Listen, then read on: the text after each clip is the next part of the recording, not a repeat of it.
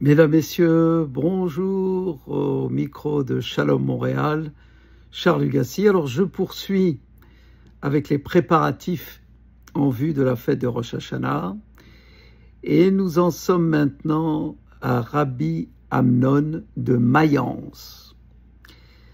Dans de nombreuses communautés, on a l'habitude de lire le texte de Untane Tokef avant la prière de Moussaf. On a trouvé dans un manuscrit du Rav Ephraim, fils de Yaakov de Beaune, que ce fut le Rav Amnon de Mayence qui a composé la prière de Untane Tokef. Évidemment, il l'a fait à la suite d'événements tragiques dont il a été lui-même victime. Qui était-il? C'était un très grand homme. Il vivait dans la ville de Mayence. Son nom était Rabbi Amnon. C'était un grand érudit. Il était très pieux et avait une contenance majestueuse. Les Juifs, autant que les non-Juifs, l'aimaient et le respectaient. Mais le duc de la région admirait et respectait le Rav à cause de sa sagesse, de son érudition, de sa piété. Et donc, il l'invitait au palais pour lui demander conseil en matière de politique. Mais les hommes qui entouraient le duc étaient jaloux du Rav et ont persuadé le duc d'offrir au Rav Amnon qu'il fasse son baptême, c'est-à-dire qu'il se convertisse, pour mettre sa fidélité à l'épreuve.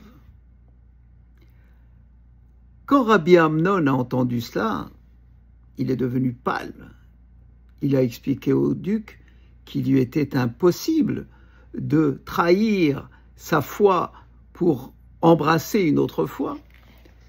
Et chaque jour, le duc, encouragé par l'évêque, renouvelait sa demande et se montrait de plus en plus pressant. Un jour, il a fini par perdre patience en voyant que Rabbi Amnon ne cédait pas. Alors il lui a demandé de choisir, soit de se convertir au christianisme, ou de supporter toutes les conséquences relatives à son refus. Le duc a insisté pour obtenir la réponse sur le champ. Mais le Rav lui a demandé 3 jours de réflexion. Quand il a quitté le palais, le Rav Amnon s'est rendu compte qu'il venait de commettre une très grave bévue. Il s'est dit, mais mon Dieu, qu'est-ce que j'ai fait? Est-ce que je manque de courage, de foi, puisque j'ai demandé 3 jours de réflexion? Mais la réponse est évidente, je n'avais pas besoin de temps de réflexion. Comment j'ai pu faire montre d'une telle faiblesse? Et il s'est exclamé, il s'est demandé à Dieu, de lui pardonner. Il est arrivé donc chez lui, le cœur brisé, il s'est enfermé dans sa chambre, il a passé 3 jours et 3 nuits en prière et en pleurs, sans manger ni boire. Il a refusé toutes les avances de ses proches qui cherchaient à l'apaiser et demandé à Dieu de lui pardonner l'hésitation dont il avait fait montre pendant un petit instant. En plus, le Rav Amnon ne s'est pas rendu au palais le 3e jour. Alors le duc s'est emporté et il a ordonné qu'on aille l'enchaîner et le ramener devant lui. Quand il est arrivé devant le duc,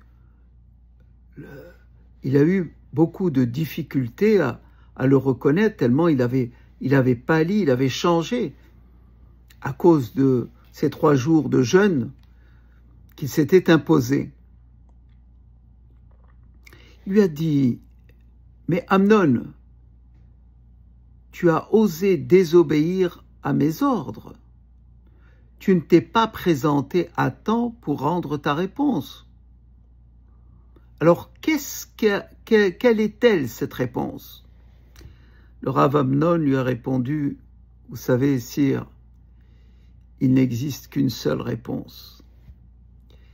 Je resterai un juif loyal aussi longtemps que je vivrai. » Le duc était hors de lui, il n'a pas pu retenir sa colère.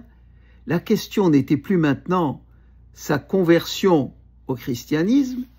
Il lui a dit, « Tu as désobéi à mes ordres en ne venant pas m'apporter la réponse et tu seras puni d'abord pour cela. »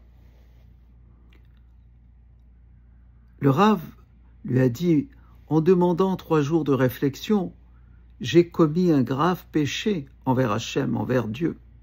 C'est donc ma langue qu'il convient de couper. » Le duc lui a dit, « Pas du tout.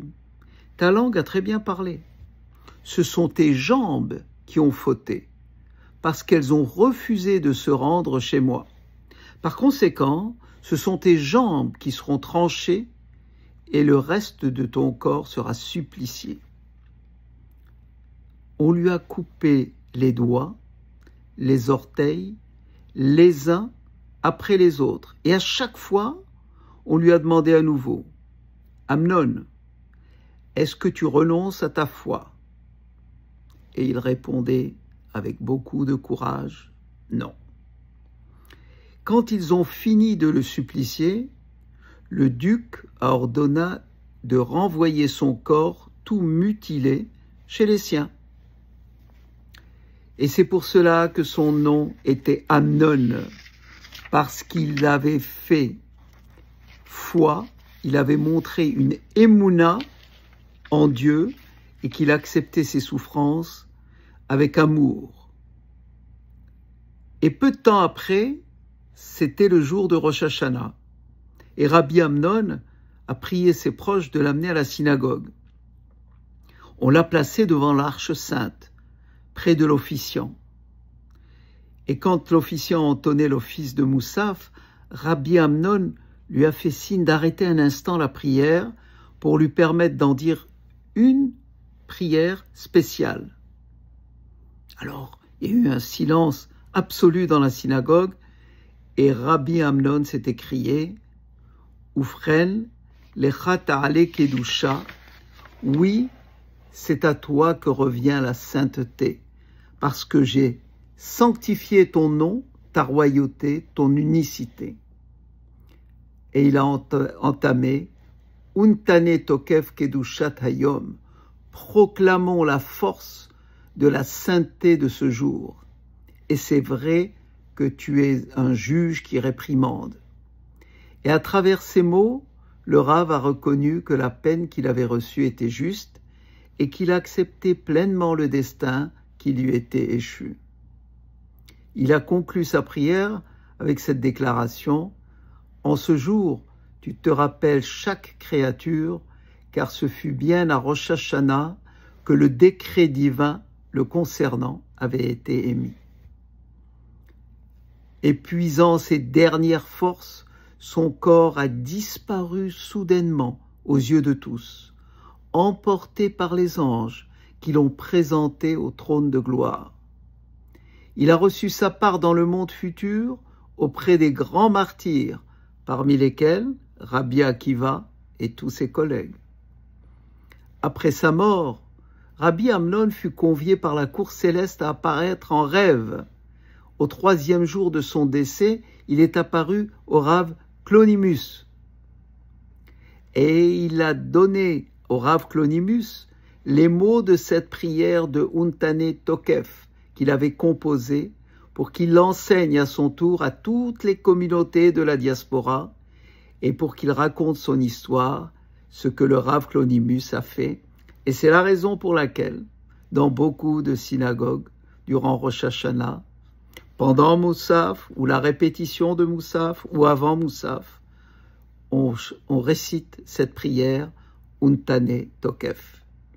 Merci de votre écoute. Ici Charles Lugassi pour Shalom Montréal.